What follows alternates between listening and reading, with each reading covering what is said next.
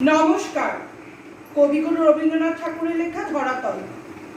ছোট কথা ছোট গীত আজি মনে আসে, চোখে পড়ে যাহা কিছু এরই চারিপাশে।